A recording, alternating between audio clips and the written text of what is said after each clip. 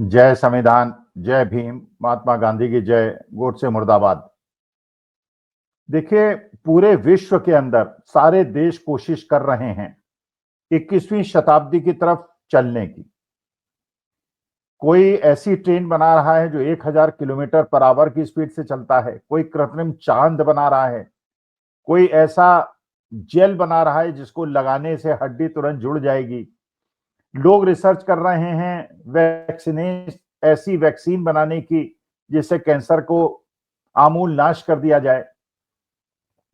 और हमारे भारतवर्ष में जब देश आजाद हुआ, उसके बाद हमारे पहले प्रधानमंत्री पंडित जवाहरलाल नेहरू ने जो संदेश दिया, जो कहा उन्होंने कहा था कि अब भारत स्वतंत्र होने के बाद हमारे देश के अंदर जो ये उद्योग होंगे, जो ये इंडस्ट्रीज होंगी, ये हमारे मंदिर होंगे।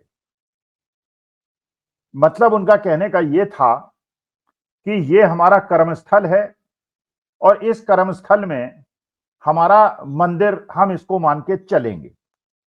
आप जानते हैं, हर व्यवसाय के अंदर, फॉर दैट मैटर हर व्यवसाय के अंदर जो शिक्षक होता है, जो छात्र होता है, वो पुस्तक को मां सरस्वती का रूप देता है। जो अस्त्र शस्त्र का काम करता है वो उसे पूजनीय मानता है। आप किसी भी दुकान में चले जाएं, दुकान वाला अपनी तराजू को, और जब वो दुकान खोलता है उसके दरवाजे पे मत्था टेकता है, क्योंकि वो उसकी कर्मभूमि है और वो कर्मभूमि जो उसके परिवार को पालती है, उसको रोजगार देती है। उसी भावना से पंडित जवाहरलाल नेहरू ने कहा था, इंडस्ट्री हमारे मंदिर होंगे। मतलब अगर देश को 21वीं शताब्दी की ओर ले जाना है, अगर देश को आगे बढ़ाना है, और जब तक आपके अंदर शक्ति नहीं है तब तक कोई आपकी इज्जत नहीं करता। लेकिन अगर आप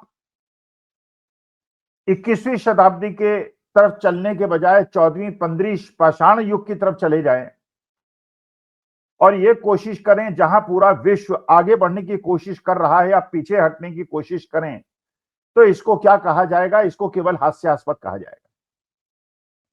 एक इंटरव्यू के अंदर खेसारी लाल यादव, जो राष्ट्रीय जनता दल के उम्मीदवार हैं विधानसभा चुनाव बिहार के अंदर, उनका एक इंटरव्यू हो रहा था और किस प्रकार से उनको फंसाने का प्रयास हुआ, और उनकी बात जो उन्होंने कही, जो सही बात कही, उसकी किस प्रकार से आलोचना हो रही है और किस प्रकार से गोदी मीडिया उसको उछाल रहा है और ऐसा दिखा रहा है जैसे उन्होंने भगवान श्री राम का अपमान किया।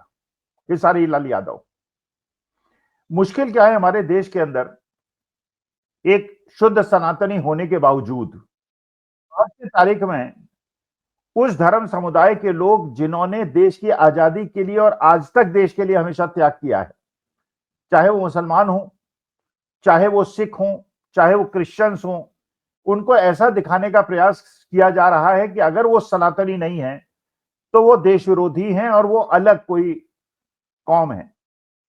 जो अंबेडकर को मानने वाले हैं वो पूजा नहीं करते, आर्य समाजी पूजा नहीं करते। जो पेरियार को मानने वाले हैं वो पूजा नहीं करते, लेकिन सब भारतवासी हैं, सब परिवार के सदस्य हैं। खेसारी लाल यादव का जो इंटरव्यू लिया गया, उसमें उन्होंने ये कहा कि मंदिर आवश्यक हैं, मंदिर होने चाहिए, लेकिन मंदिर के साथ साथ इंडस्ट्रीज भी होनी चाहिए, उद्योग भी होने चाहिए। मतलब यह था कि अगर हमारे देश के युवाओं को, जिनकी आकांक्षाएं जाग गई हैं, जिनके सपने जाग गए हैं, और जो अब ये देखने लगे हैं किस प्रकार से अपने माता पिता का जीवन और अपना भविष्य का जीवन वो सुधारेंगे और आगे बढ़ेंगे और अपने परिवार को आगे बढ़ाएंगे, और उसके लिए आवश्यक है कि उनके प्रदेश में, उनके जनपद में, उनके कार्यस्थल पे उन्हें नौकरी मिले, इंडस्ट्रीज लगे और वो आगे बढ़ सकें। आपने देखा केरला के अंदर ये स्थिति हो गई है कि वहां पे एक्सट्रीम पॉवर्टी लाइन का एक भी व्यक्ति आज केरला में 2 महीने के बाद मौजूद नहीं रहेगा। उन्होंने एक्सट्रीम पॉवर्टी से मुक्ति पा ली है। हमें केरला को फॉलो करना चाहिए, हमको यह फॉलो करना चाहिए किस प्रकार से तमिलनाडु के अंदर, आंध्र प्रदेश के अंदर, तेलंगाना के अंदर गुजरात के अंदर, महाराष्ट्र के अंदर इंडस्ट्रियलाइजेशन हुआ, तो वहां का जो जीवन स्तर है लोगों का, वो हमारे उत्तर भारत के लोगों के जीवन स्तर से बेहतर है। और यही कारण है कि साउथ के लोग नॉर्थ में नौकरी करने नहीं आते, लेकिन उत्तर प्रदेश, बिहार, उड़ीसा, मध्य प्रदेश के लोग साउथ के अंदर नौकरी करने जाते हैं। पहाड़ के लोग मैदानी क्षेत्र में नौकरी करने आते हैं। गांव के गांव वीरान हो जाते हैं। घरों के अंदर केवल बुजुर्ग लोग रह जाते हैं, माताएं रह जाती हैं, बच्चे रह जाते हैं, पुरुष विहीन हो जाते हैं गांव। और वो जाकर दूसरे प्रदेश जहां 20,000 की नौकरी करते हैं, अगर वही नौकरी उनको अपने घर के आसपास मिल जाए तो 12,000 रुपए में वो ज्यादा संपन्नता से अपना जीवन व्यतीत कर सकते हैं। ये बात बिल्कुल सच है कि अगर आप हिंदुओं के घर में देखेंगे, छोटे से छोटे घर में देखेंगे, बड़े से बड़े घर में देखेंगे, हर घर के अंदर एक मंदिर है। जिसके पास एक कमरे का मकान है, वो भी एक कोने में भगवान की मूर्ति रखता है, पूजा करता है, अर्चना करता है। चाहे उसका सोने की जगह ना हो, चाहे रसोई की जगह ना हो, लेकिन वो भगवान की मूर्ति अपने घर में रखता है, क्योंकि वो सनातनी है। इसलिए देश के जितने भी हिंदू लोग हैं, ज्यादातर लोगों के घर में आपको मंदिर मिलेंगे। मेरे घर में भी है, हम भी पूजा करते हैं। लेकिन अगर जैसे भगवान श्री राम का मंदिर आपने बनाया, बड़ा भव्य मंदिर बनाया, बड़ी अच्छी बात है, मैंने भी उसमें कंट्रीब्यूट किया। लेकिन जो ये गौतम अडानी जी को 1,000 एकड़ जमीन बिहार के अंदर दी गई है, ₹1 पर ईयर की कॉस्ट पर, अगर इसी में उनकी बाध्यता कर दी जाए कि जहां उन्हें 2-4 हजार करोड़ों का फायदा मुफ्त जमीन देके सरकार ने किया है, उसमें बाध्यता कर दी जाए कि अपने इंडस्ट्री कैंपस में या इंडस्ट्री कैंपस के जस्ट बाहर वो एक मंदिर की स्थापना करें, एक मस्जिद की स्थापना करें, एक गुरुद्वारे की स्थापना करें और एक चर्च की स्थापना करें, जिससे हमारे देश के अंदर जो एक समानता और सहजता और सेकुलरिज्म का भाव है, मजबूत हो। जिन्हें मंदिर जाना है वो अडानी जी की कंपनी में जाकर या कंपनी के बाहर अपने अपने फेथ के अनुसार अपने अपने धर्म का अनुपालन कर सके, अपने अपने ईश को पूछ सके। लेकिन वो न करके अगर देश को 21वीं शताब्दी में ले जाने के बजाय एक इंडस्ट्री के बीच में और मंदिर के बीच में विवाद पैदा किया जाए, तो ये दुर्भाग्यपूर्ण होगा देश के लिए। खेसारी लाल यादव का पहले पूरा इंटरव्यू सुना, जिसके अंदर उनको बदनाम करने की कोशिश की गई, केवल इसलिए शायद हमारे देश के अंदर एक नई प्रथा चालू हो गई है। अगर कोई ओबीसी कोई बात बोलता है तो उसको बिल्कुल कुछ न कुछ, किसी न किसी प्रकार का चोर बता दिया जाता है। कोई दलित बोलता है, उसको चोर बता दिया जाता है। कोई पेरियार को मानने वाला या अम्बेडकर को मानने वाला बोलता है, उसको चोर बता दिया जाता है।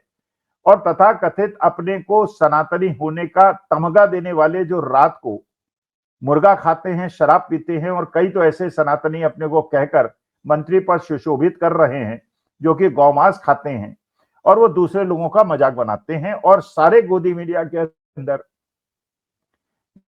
यही नैरेटिव चलने का प्रयास होता है कि जो भी आदमी देश को 21वीं शताब्दी में ले जाने की बात करता है वो गैर सनातनी है, सनातन विरोधी है और दूसरे धर्म का पालन करने वाला है। तो क्या देश का हित सोचने वाले खेसारी लाल यादव का पूरा इंटरव्यू मैंने सुना, मुझे एक भी शब्द उसमें गलत नहीं लगा।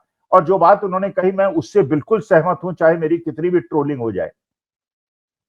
मंदिर हर घर में है, भगवान हमारे दिल के अंदर हैं।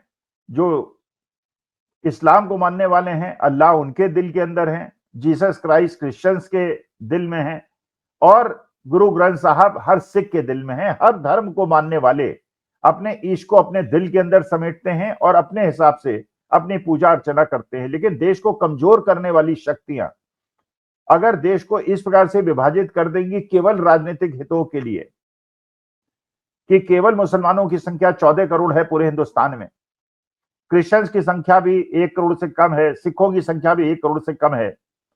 इस प्रकार से अगर देश का बंटवारा करेगी, बहुसंख्यकवाद को स्थापित करेगी और ओबीसीज और दलित और बाकी लोगों को नीचा दिखाने का प्रयास करेगी, और गोदी मीडिया उनको समाज की मेन स्ट्रीम से अलग करने की कोशिश करेगा, तो हमारा देश, हमारा प्यारा देश, जिसको हमें 21वीं शताब्दी में ले जाना है, एक ताकतवर देश बनाना है, वो नहीं होगा गली गली केवल मंदिर होंगे और इस विवाद में कि मंदिर आवश्यक है या इंडस्ट्री आवश्यक है, और इसको हिंदू मुसलमान का मुद्दा बनाकर जो ये वोट बटोरने का तरीका एक राजनीतिक दल ने ढूंढ लिया है, ये राज्य के लिए, ये देश के लिए अहितकारी है। और खेसारी लाल यादव का इंटरव्यू जिन्होंने नहीं सा उसे सुने, और मुझे लगता है कि जो खेसारी लाल यादव ने कहा वही मर्म है और वही बात है जो पंडित जवाहरलाल नेहरू ने कहा था कि अगर गुजरात की तरह इंडस्ट्रीज बिहार और उत्तर प्रदेश में लग गई होती, और इसी कारण से जो पहला फेस का इलेक्शन हुआ है और जो हवा उसके अंदर दिखाई पड़ी है और लोगों ने उमड़ उमड़ के वोट दिया है, केवल इसलिए दिया है कि धर्म के चाशनी में उलझाकर देश के युवाओं को जिस प्रकार से 11 साल दिग्भ्रमित किया है।